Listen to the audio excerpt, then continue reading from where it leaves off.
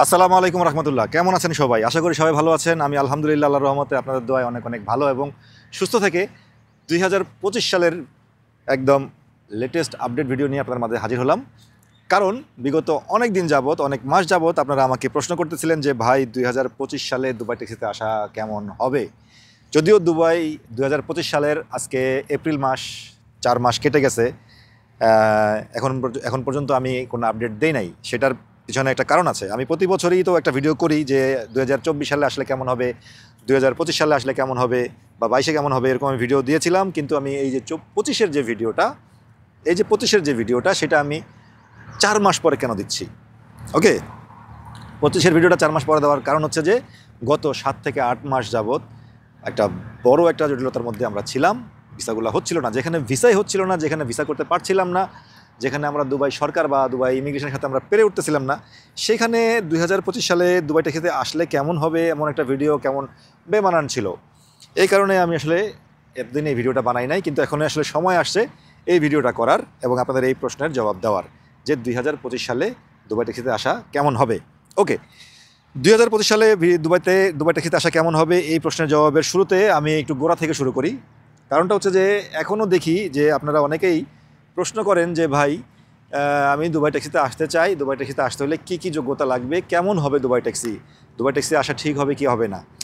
তো আমি আসলে একটু হতাশ হই এই কারণে যে আমার চ্যানেলে গত 2 বছর 2.5 বছর যাবত এত ভিডিও আছে। ইভেন আমি ছাড়াও অনেক ইউটিউবার আছে যাদের চ্যানেলে অনেক ভিডিও আছে এই ব্যাপারে। দুবাই ট্যাক্সি তো কোম্পানি ওইটাই আছে ভাই, দুবাই ট্যাক্সি তো আর কোম্পানি চেঞ্জ হয়ে যায় না, হয়তো কিছু নিয়ম কারণ, কিছু ম্যানেজমেন্টের কিছু চেঞ্জ হয়েছে, বাট বেসিক তো ওইটাই আছে, তাই না? তো আপনারা যদি এখনও প্রশ্ন করেন যে আসলে দুবাই ট্যাক্সিতে আসতে কি যোগ্যতা লাগবে, কি নিয়ম, এই সেই ভালো হবে না মন্দ হবে, তাহলে বিষয়টা একটু বেমানান লাগে। তাহলে আমি বলবো যে আপনি ঠিকমতো যাচাই বাছাই করেন না, স্টাডি করেন না, বা ভিডিওগুলো পুরো দেখেন না। আপনি কি করেন, ধরেন আপনি কি করেন, আমার ভিডিওতে ঢুকে আমার নাম্বার কোথায় আছে খুঁজেন, ঠিক আছে, ওই নাম্বারটা নিয়ে আমাকে মেসেজ দেন বা ফোন দিতে থাকেন, যেখানে আপনি আপনার এই এই যে প্রশ্নের জবাব সেটা আপনি আমার ভিডিওগুলো দেখলেই জানতে পারতেন। আমার ভিডিওতে এই আপনার যে করা প্রশ্নগুলা, সেগুলা একাধিকবার ভিডিও করা আছে। এখন যেই প্রশ্নগুলোর উত্তর বিশদ আকারে, বড় আকারে, বিস্তারিতভাবে আমি আধা ঘন্টা, 30 মিনিট, 40 মিনিটেরও ভিডিও আমার আছে, সেখানে আমি অলরেডি বলে রাখছি। সেখানে আবারও বলতে গেলে এখন আমার বিষয়টা কেমন হবে, আমি এখানে ডিউটি করতে হয় 12 ঘন্টা, আমার খেতে হয়, ঘুমাইতে হয়, নিজের জামা কাপড় ধুইতে হয়, পরিবারকে সময় দিতে হয়। তো এই কারণে আপনাকে জিরো থেকে বোঝানোর সুযোগ হয় না বলেই কিন্তু আমরা এই বড় বড় ভিডিওগুলো করি। আপনারা কষ্ট করে বড় বড় ভিডিওগুলো কেন দেখেন? ওকে, যাতে আপনারা বিস্তারিত বিষয়টা জানতে পারেন এবং বুঝতে পারেন। তো যাই হোক, আশা করছি আমার এই কথাটার মানে আপনারা বুঝতে পারছেন যে আপনারা যারাই এটা সম্বন্ধে বিস্তারিত জানতে চান, দুবাই ট্যাক্সি সম্বন্ধে, তারা আমার ভিডিও হোক বা যার ভিডিও হোক একটু পুরোপুরি দেখবেন, একটু পিছনের ভিডিওগুলো দেখবেন। আপনার প্রশ্নের উত্তরটা কিন্তু কোনো না কোনো ভিডিওর মধ্যে রয়েই গেছে, ঠিক আছে? তারপরেও আপনি দেখা গেলো যে আশা করেন যে আমার মুখ থেকে শুনতে, যে কারণে হয়তো আমি আবারও বলবো, কিন্তু চেষ্টা করবেন যে ভাই ভিডিও থেকে আপনার ইনফরমেশন নেওয়ার জন্য। কারণ একটা ব্যক্তি আপনার সাথে 2 মিনিট কথা বলতে পারে, 3 মিনিট কথা বলতে পারে, 5 মিনিটই কথা বলতে পারে। এখন এই ডিটেলস বুঝাইতে গিয়ে সে কি আপনার সাথে কাজ রাইখা না বা নিজের ব্যক্তিগত ব্যস্ততা রাইখা 30 মিনিট 40 মিনিট ধরে আপনার সাথে কথা বলতে পারে? বা দুবাই থেকে বাংলাদেশ থেকে দুবাই কি এতক্ষণ কথা বলা সম্ভব? আপনি কি তাই মনে করেন?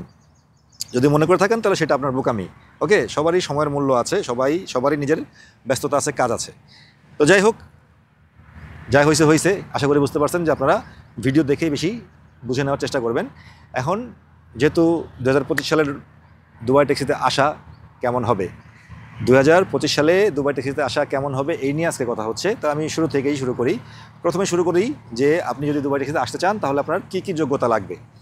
আপনি যদি দুবাই ট্যাক্সিতে আসতে চান তাহলে আপনার পাসপোর্ট অনুযায়ী আপনার বয়স 23 হইতে হবে, প্রথম শর্ত।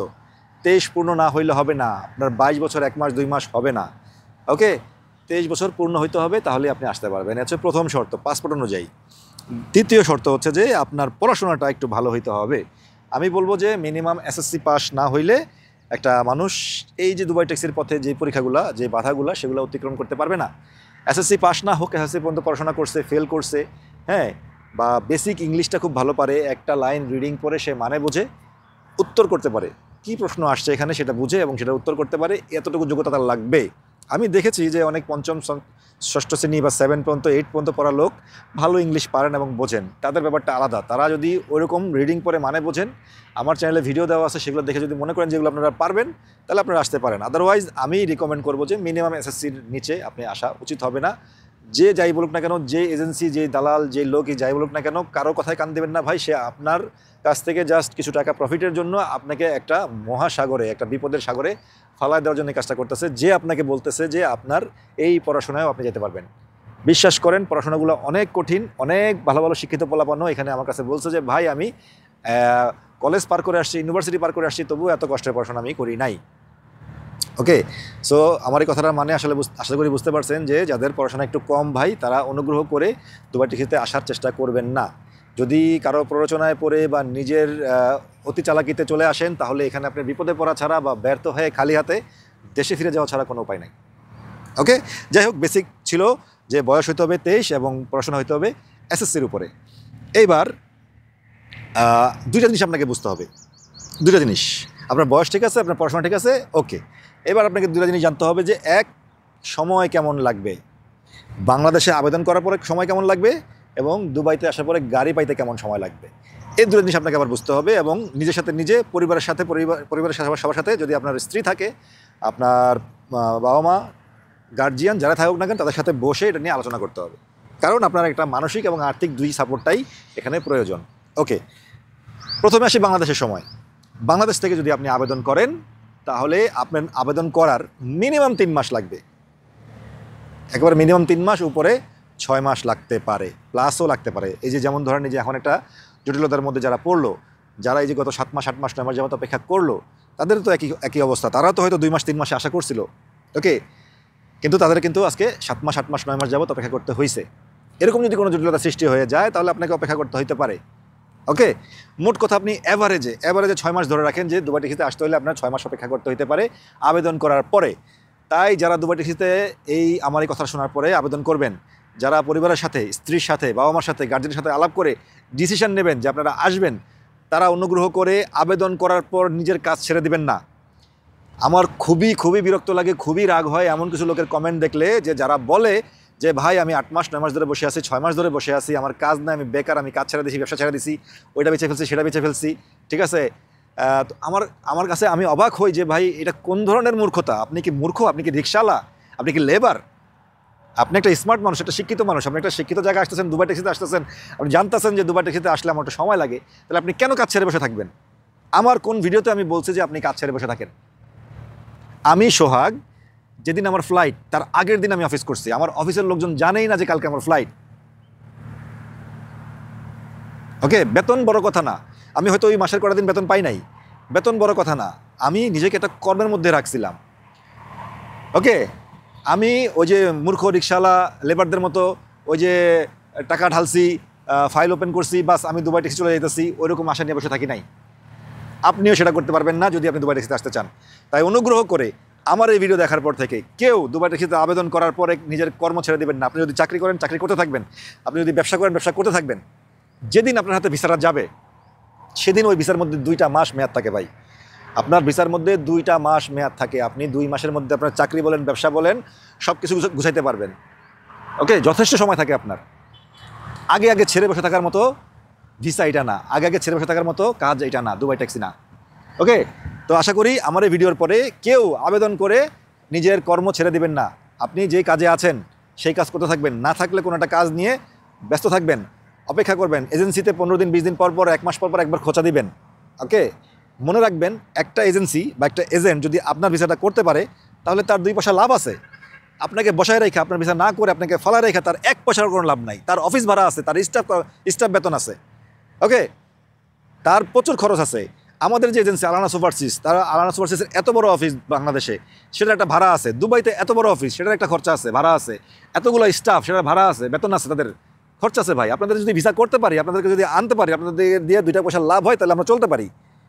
যদি না আনতে পারি, না দিতে পারি, আমাদের কোনো নাই, ইনকাম নাই, আমরা আর কিছু করি না। ওকে, হ্যাঁ, আমার কথা যদি বলেন, আমি দুবাই ট্যাক্সি চালাই, আমার আলহামদুলিল্লাহ যদি ভিসা না হয়, হয়তো আমি আমার বেতন দিয়ে চলতে পারি। কিন্তু আমাদের যে এজেন্সির মালিক, ঠিক আছে, আমাদের বড় ভাই শ্রদ্ধেয় কামাল ভাই, উনার কিন্তু আর কোনো কাজ নাই। ওনার ধ্যান জ্ঞান সব কিছুই এটার মধ্যেই। ওনার পরিবার, ওনার বাবা মা, ওনার ভাই, আপন ভাই রাফসান ভাই, সবাই ওনারা এটার মধ্যেই। ওনাদের যদি ভিসা হয় তাহলে ওনাদের 2 পয়সা লাভ হয়, ওনারা চলতে পারে। ভিসা না হলে ওনারা চলতে পারে না। তাহলে বোঝেন যে আপনার থেকে কত বেশি চেষ্টা এবং কত বেশি টেনশন তাদের থাকে। আপনি তো আপনার পরিবারের সাথেই আছেন নাকি? আপনি তো আপনার বাপ মার সাথে আছেন, স্ত্রীর সাথেই আছেন। হয়তো আপনার ভিসার হতে দেরি হচ্ছে, তারপরও আপনারা এত অধৈর্য হয়ে যান, তারপর আপনারা এত বাজে বাজে কমেন্ট করেন।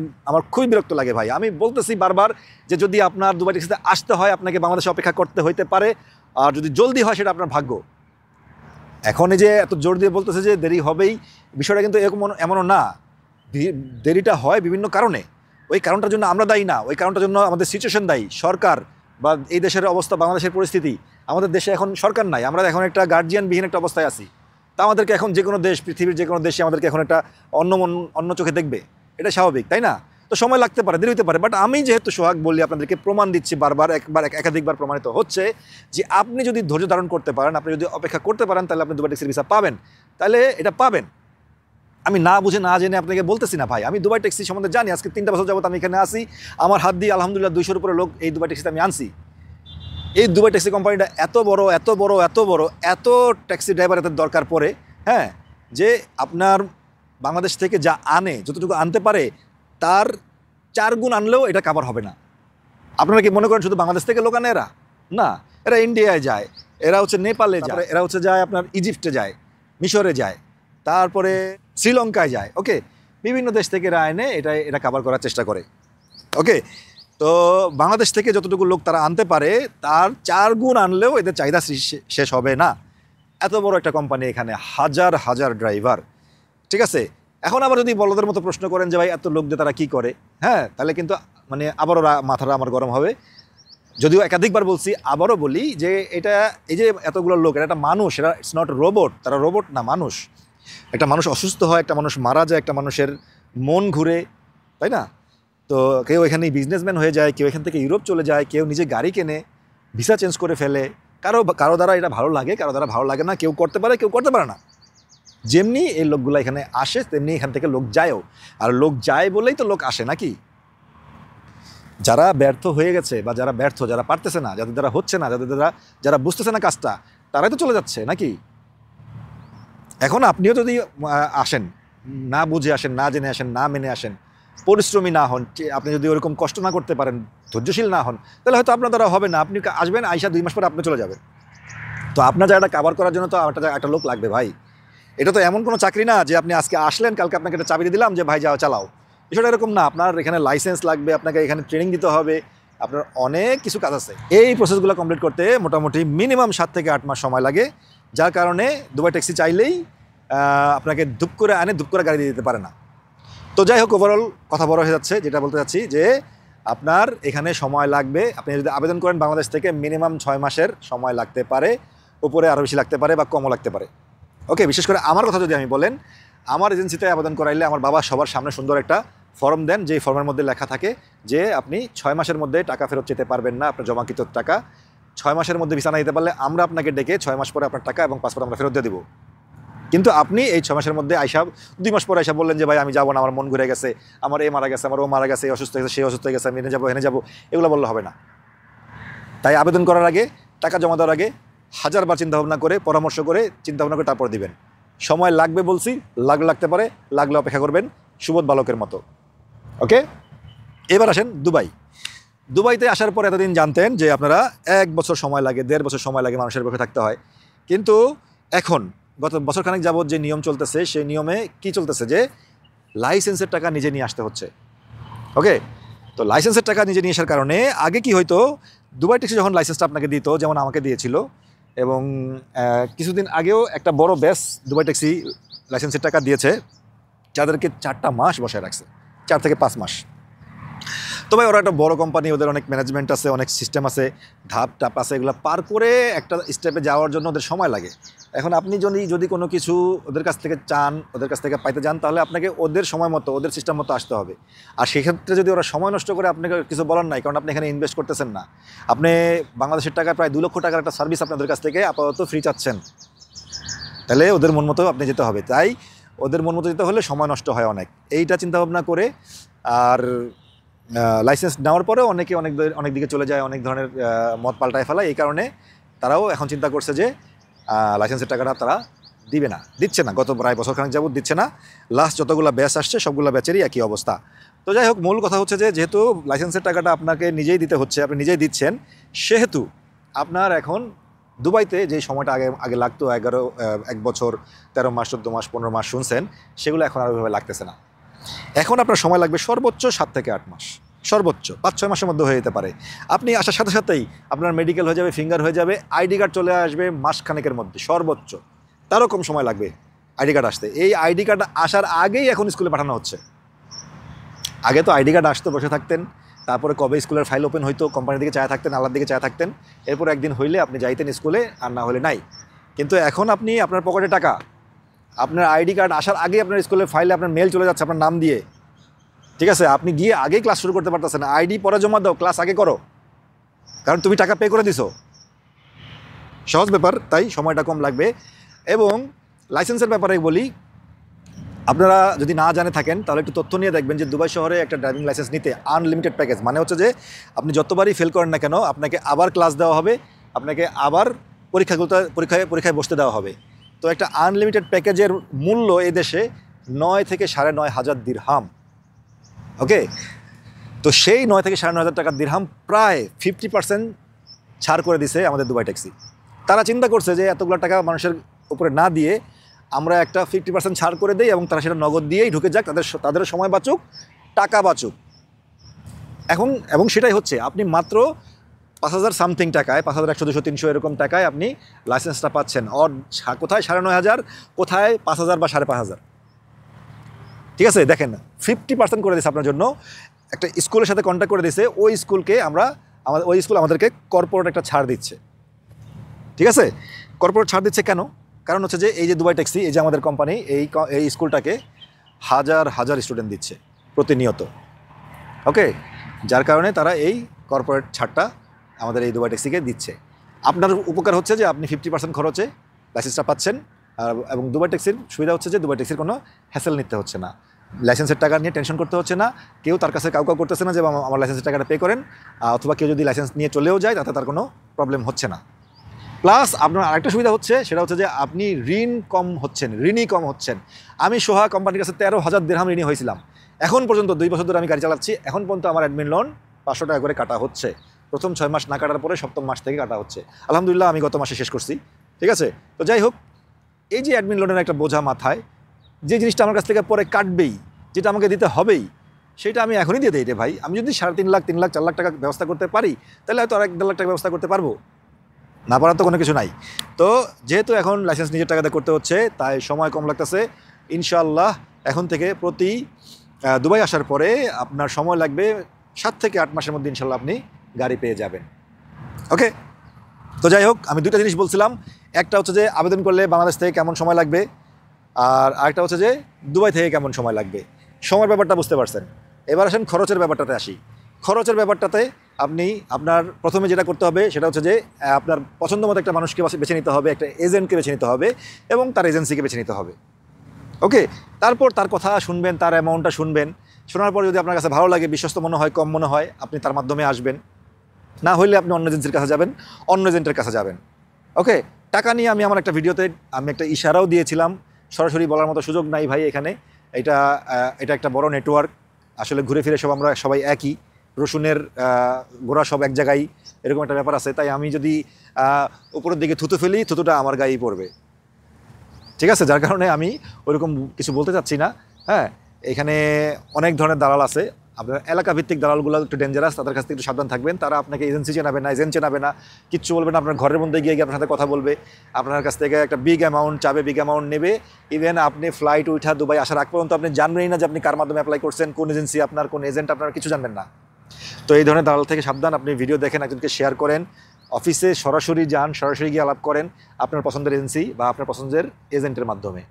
ওকে, ঘরে বসে শুয়ে থেকে যে সার্ভিস আপনি নেবেন সেটা কখনোই ভালো হবে না। তাই আপনাকে একটা এজেন্সি বা একটা এজেন্ট বেছে নিতে হবে। যদি আমাকে আপনি বেছে নেন, যদি আমাকে আপনার ভালো লেগে থাকে, আমার মাধ্যমে আসতে চান, তাহলে আপনি আমার সাথে যোগাযোগ করবেন। আমার নাম্বারে হোয়াটসঅ্যাপ আছে, আপনার হোয়াটসঅ্যাপে যোগাযোগ করবেন।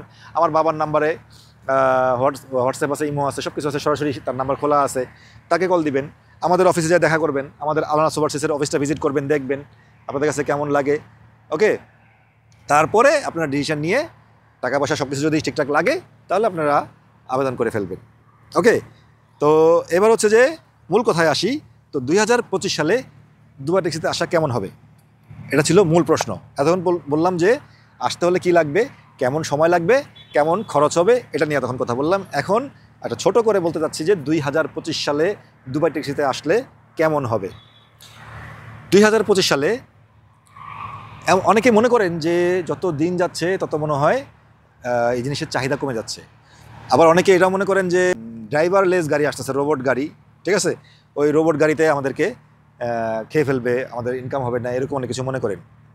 তো দেখেন, আপনারা দুবাইতে না আসলে বা দুবাই সম্বন্ধে না জানলে এই জিনিসটা বুঝতে পারবেন না। আমি আপনাদেরকে মিথ্যা বোঝানোর চেষ্টা করতেছি না, বাস্তবতা বলতেছি। উপরে আল্লাহ আছে, নিচে মাটিতে দাঁড়ায় আছে। আমি বা আমরা যারা দুবাইতে আসি, আপনার দু একজনকে জিজ্ঞাসা করে দেখবেন যে দুবাইতে কি পরিমাণ বিল্ডিং হচ্ছে প্রতিনিয়ত, কী পরিমাণ ইনভেস্টর আসতে প্রতিনিয়ত, কী পরিমাণ বিজনেস এখানে দিনে দিনে দিনে দিনে বাড়তেছে। দুবাইতে প্রতিনিয়ত প্রায় প্রতিদিনই কোনো না কোনো ইভেন্ট থাকে, কোনো না কোনো প্রোগ্রাম থাকে বিভিন্ন দেশ থেকে। তো যত বেশি এখানে বিল্ডিং হবে, যত বেশি মানুষ আসবে, যত বেশি এখানে ইনভেস্ট হবে, তত বেশি এখানে চাহিদা সৃষ্টি হবে কিসের? ট্যাক্সির। কারণ এই দেশে কিন্তু রিক্সা নাই, এদেশের ট্যাক্সিটাই রিক্সা। এখান থেকে ওখানে যেতে, ওখান থেকে ওখানে যেতে একদম স্বল্প খরচে দ্রুত যে মাধ্যম, সেটার নামই হচ্ছে ট্যাক্সি।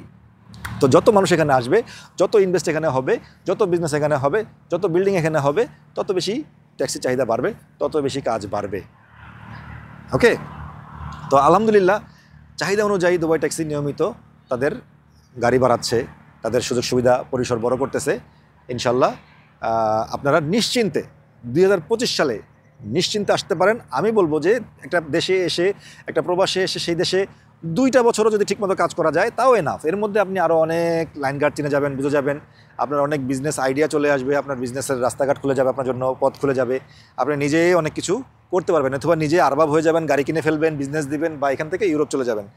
আমি একটা সুদূর প্রসারী যদি আমরা চিন্তাভাবনা না করি, ধরেন আমি 10 বছর, 15 বছর, 20 বছর থাকবো কি না এরকম কোনো গ্যারান্টি নাই, হ্যাঁ, অত দূর না যাই, আমি 2 বছর ধরি।